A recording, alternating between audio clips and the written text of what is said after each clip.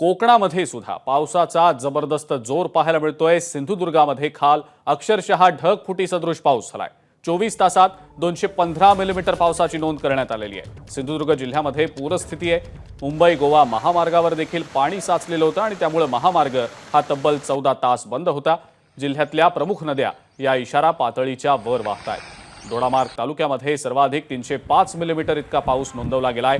कुडाळमध्ये 235 millimetre, मालवणमध्ये 214 millimetre पाऊस झालाय, तर कणकवलीमध्ये 193 मिलीमीटर आणि सावंतवाडीत 183 मिलीमीटर इतक्या पावसाची नोंद झालेली आहे। तर वैभववाडीत 185 आणि देवगड इथं 198 मिलीमीटर पाऊस झालाय।